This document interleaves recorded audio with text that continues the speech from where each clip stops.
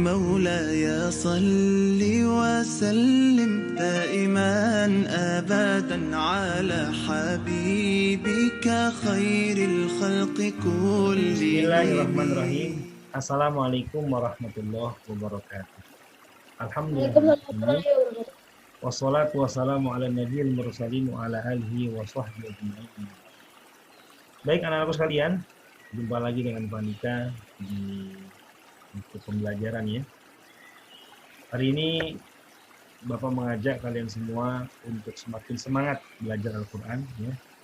Insya Allah mudah-mudahan Quran yang kita baca akan menjadi syafaat kelak di hari kiamat, dan kita berdoa mudah-mudahan lewat Quran yang kita baca Allah berikan ampunan atas dosa-dosa kita, kedua orang tua kita, Allah muliakan kedua orang tua kita, dan bercita-citalah untuk kelak memberikan mahkota yang indah untuk kedua orang tua kita insyaallah yaumul qiyamah nanti. Amin ya Allah ya rabbal alamin.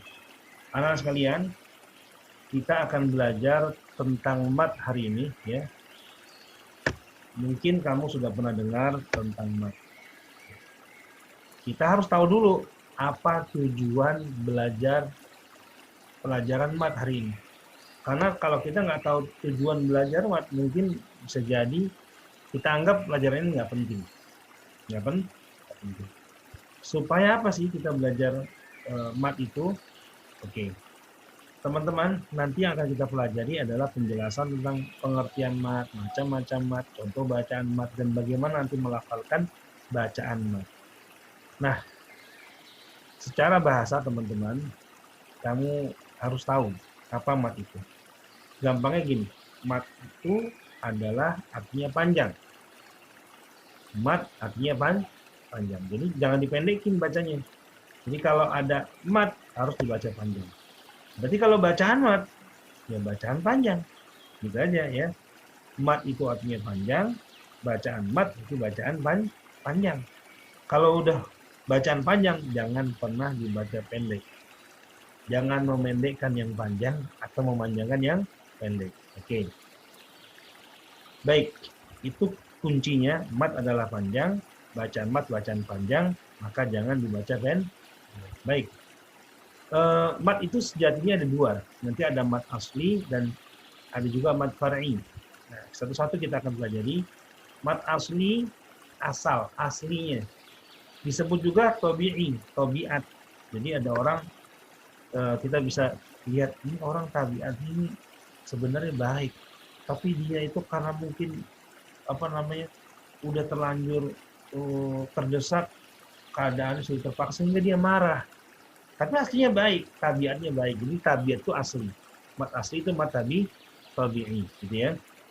Nah, mat tabi'i itu adalah, atau mat asli itu adalah mat yang terjadi pada 3 huruf mat, yaitu alif, waw, dan ya. Alif, waw, dan ya. Tapi apakah semua alif, waw, dan ya, atau alif, ya, dan waw itu pasti mat asli? Jawabannya belum tentu. Karena ada beberapa syarat nantinya disebut dengan mat asli atau mat tabi'i. Pertama, huruf mat ini harus mati, harus sukun. Dilihat, ini sukun ya-nya, wawnya sukun. Nah, ini Pak, alifnya gimana? Kalau alif itu udah pasti mati, tidak perlu ditulis tanda sukun, karena dia sudah dengan sendirinya dia mati. Oke. Dan syarat kedua, sebelum huruf-huruf mat ini harus memiliki atau berharokat dengan harokat yang telah ditentukan. Contohnya, kalau alif, harokat sebelumnya harus fathah. Kalau ya, harokat sebelumnya harus kasroh. Kalau waw, harokat sebelumnya harus dhammah. Itu nggak bisa enggak tuh. Harus, tapi tidak bisa tidak. Nah, contohnya apa? Lihat, ada huruf mat alif, oke itu. Dan sebelumnya ada huruf mim. Ini kebetulan contohnya mim ya, tapi bisa aja contohnya ba, bisa ta, apa aja lah. Yang penting poinnya adalah harokatnya harus fathah. Ingat ya, alif harokatnya sebelumnya harus fathah. Maka ini dibaca tidak boleh ma, tapi ma. Bukan ma, tapi ma. Panjangnya berapa? Hanya 1 alif saja. Atau 2 harokat. Ma. 2 harokat. Ma. Lagi. Ma. Jangan ma. Nggak boleh panjang-panjang. Ma. Gitu ya. Oke. Yang kedua ya sukun. Ya sukun sebelumnya harus kasroh. Nah, kamu lihat di contoh yang warnanya kuning itu adalah huruf matnya. Nah, huruf sebelumnya apa? Huruf qaf, harokatnya kasroh. Maka dia juga mat asli. Qila, qila, qila, qila. Yang ketiga huruf waw bersukun.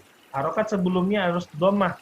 Kamu lihat di situ surun, surun. Nah, ada harokat atau ada huruf mat waw sebelumnya berharokat dhammah. Surun. Oke. Itu syarat kedua. Tadi syarat pertama apa? Hurufnya adalah huruf matnya berharokat sukun. Kecuali alif tidak ditulis ya, tanda sukun. Yang kedua, sebelum huruf mat itu harus mempunyai harokat yang sesuai dengan ketentuan. Kalau alif sebelumnya fathah, kalau ya sebelumnya kasroh, waw sebelumnya dhammah. Nah, syarat kedua, sesudah huruf 3 ini, alif, ya, dan waw ini, tidak boleh ada apa saja.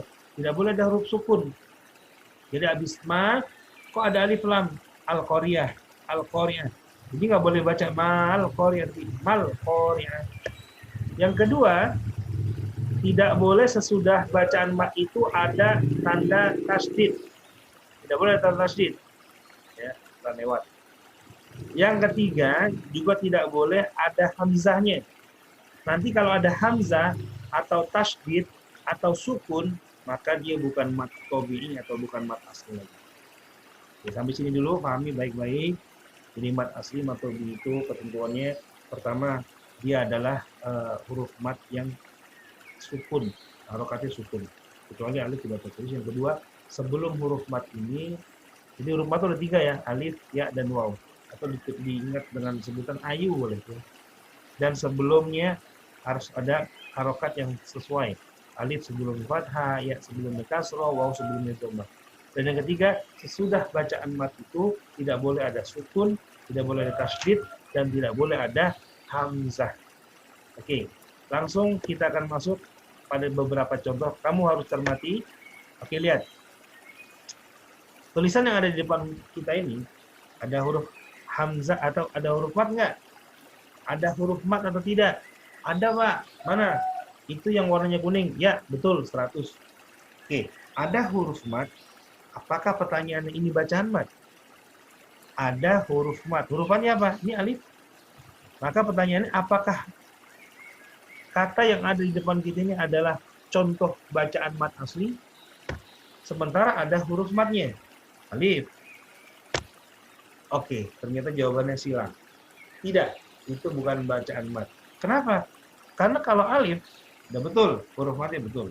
Tapi harokat sebelumnya kan syaratnya harus fathah. Tapi ini kan bukan. Ini kasroh. Mi, lihat, kasroh.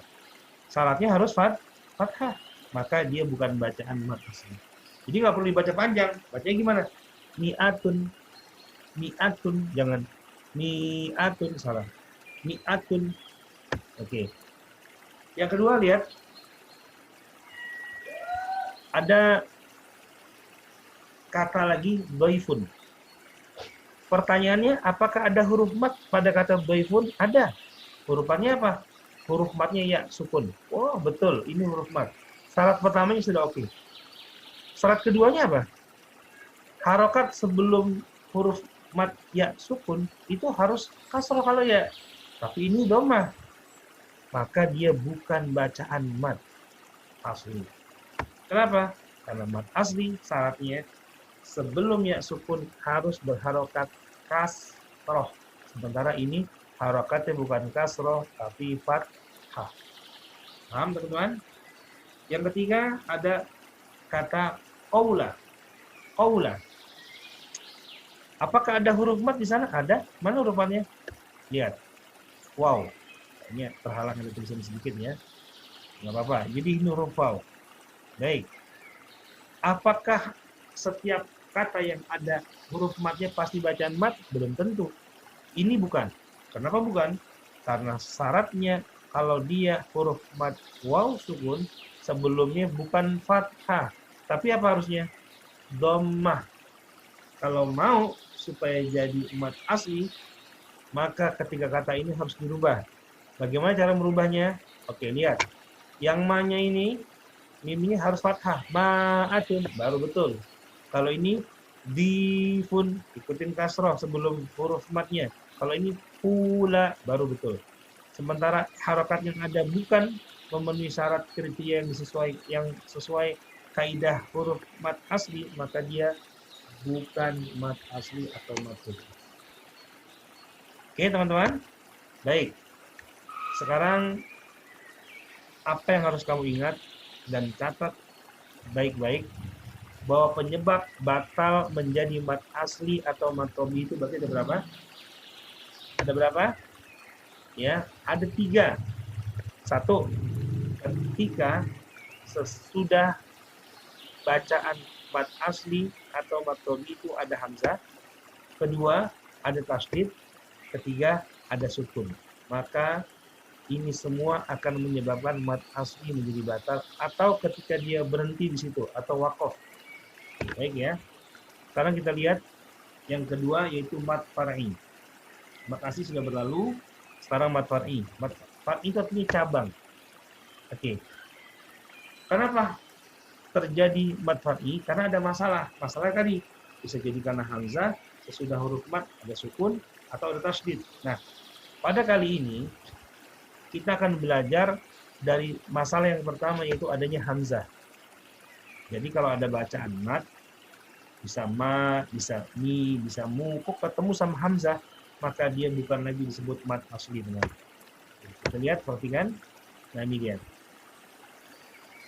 Apabila setelah mat tobi'i bertemu dengan huruf hamzah, maka dia bukan lagi disebut mat asli. Kami ulangi. Apabila setelah mat asli atau mat tobi'i kemudian ada huruf hamzah, maka dia bukan lagi disebut mat tobi'i, tapi dia disebut dengan mat far'i. Jadi kalau masalahnya di hamzah ada 2. Bisa jadi dia mat wajib mutasil, atau bisa jadi dia mat jaiz munfasil. Nah, lihat, perhatikan bedanya. Apa sih mat wajib mutasil dan apa sih mat jaiz munfasil? Oke, kita dari nomor 1, mat wajib mutasil.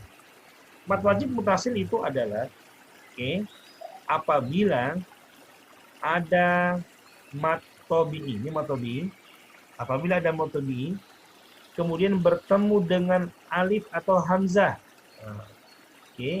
Tapi bertemunya di satu kata, berarti menyambung.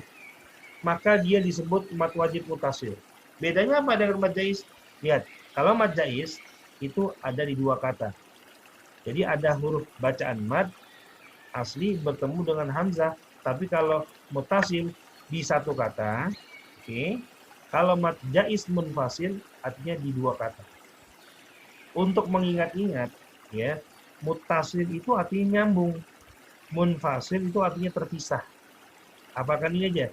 Mutasil artinya nyambung, munfasil artinya terpisah. Oke, lihat. Contohnya untuk mat wajib mutasil ada tulisan su'a. Dia itu 1 kata, su'a itu artinya buruk. Su itu buruk. Jadi ada amalan su, ada amal khair. Khair itu amal baik, su itu amal buruk. Nah, kamu lihat di sini. Su itu adalah mat asli. Ini adalah mat asli. Ada waw.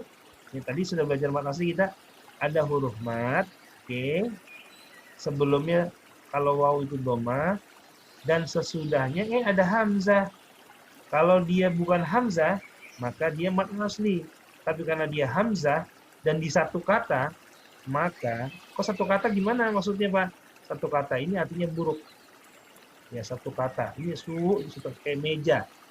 Meja 1 kata. Su buruk itu 1 kata ya.